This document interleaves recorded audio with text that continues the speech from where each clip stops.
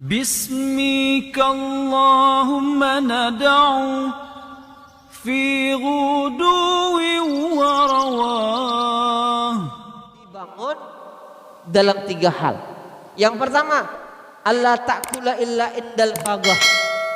Janganlah pernah kita makan kecuali memang dalam keadaan lapar.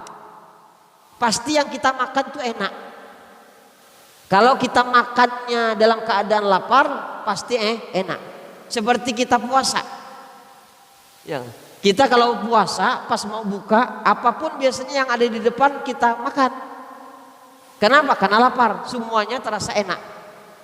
Nah, yang kedua adalah walatana illa indal ghalabah. Jangan tidur kecuali memang benar-benar ngantuk. Ya kan? Jadi kalau memang benar-benar ngantuk baru tidur. Jangan cari-cari tidur. Biasanya cari-cari tidur, mana tidur enggak ada. Ya, tidurnya dicari. Ya kan? Tidur jangan dicari, biar akan aja kalau memang udah ngantuk tidur. Itu enak tidurnya. Nah, lalu yang terakhir wala tatakallam illa indad darurah. Janganlah berbicara kecuali memang apa yang akan kita bicarakan itu adalah penting. Penting, bermanfaat untuk kita, untuk orang lain, dunia dan akhirat, baru kita bicarakan. Kalau seandainya tidak penting, lebih baik diam. Itu lebih selamat. Maka sahabat-sahabat Rasulullah SAW ishtaghalu bil aham. Sahabat Rasulullah itu menyibukkan diri mereka yang lebih penting. Makanya kemarin kan ulun pernah bilang, orang yang berakal itu menurut versi Habib Abdullah Haddad, yang berakal bukan yang bisa membedakan mana baik, mana buruk, bukan.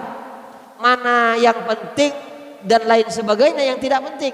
Tapi orang yang berakal itu menurut versinya Habib Abdullah Haddad adalah yang bisa mengetahui dan membedakan di antara 2 hal yang penting, lalu dipilihlah yang paling penting. Maka sahabat-sahabat Rasulullah menyibukkan diri mereka kepada sesuatu yang lebih penting, sehingga pada saat mereka ditanya tentang satu masalah, maka mereka pada saat itu bertanya lagi, hal waqa'at, apakah masalah yang pian tanya akan itu sudah terjadi? Ya kan? Sudah terjadi yang pian tanya akan. Lalu pada saat mereka berkata belum terjadi apa yang ulun tanyakan. Lalu apa kata sahabat? Hatta taqa'a wa nabhatha minha. Ya kan? Sehingga terjadi lalu kita bahas. Kalau belum terjadi kada dibahas. Kenapa hal itu bisa mereka lakukan? Ya, li'annahum lam yashtaghiru bil furu'id nadirah. Karena mereka tidak menyibukkan diri dengan hal-hal yang jarang, yang langka. Itu tidak mereka sibuk dengan hal itu. Bahkan seperti misalkan contoh, kamitsli man khuliqa lahu ra'sani aw yadan. Orang diciptakan dengan 2 kepala atau orang diciptakan dengan 2 tangan.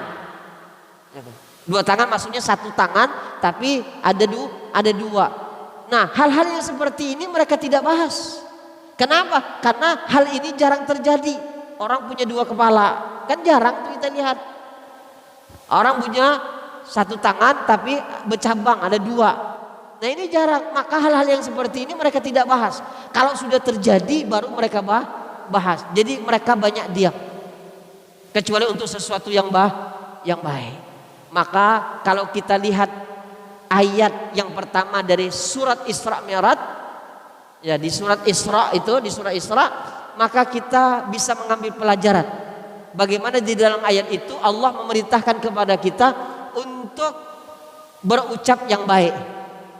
Ya kan?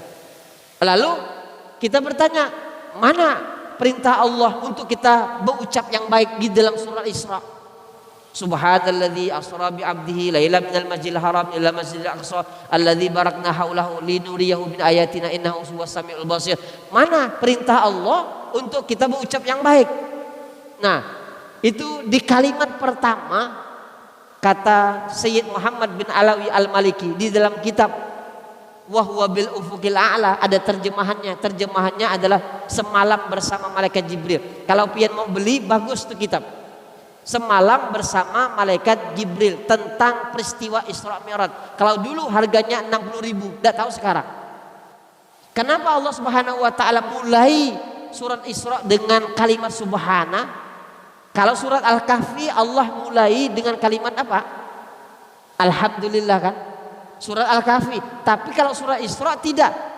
Diawali dengan kalimat subhana.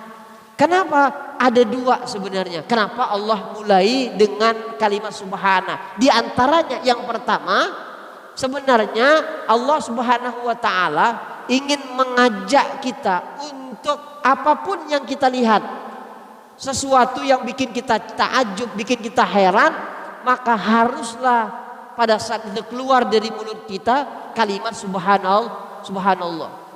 Karena maaf ada sebagian orang pada saat melihat sesuatu yang bikin hati mereka takjub atau heran, yang mereka ucap akan pada saat itu apa? Wow, besar. Kalau melihat gunung itu besar, wah besar. Hanya itu saja. Ya kan? Tapi di dalam ayat ini kita dianjurkan untuk mengucapkan kalimat subhana. Dan peristiwa Isra Mi'raj itu adalah peristiwa yang sangat mentakjubkan dan mengherankan. Siapapun yang mendengar cerita Isra Mi'raj pasti dia akan kagum. Maka pada saat kita kagum, ucap akan subhanallah. Nah itulah kenapa Allah mulai dengan kalimat subhana. Habibullah ya Rasulullah.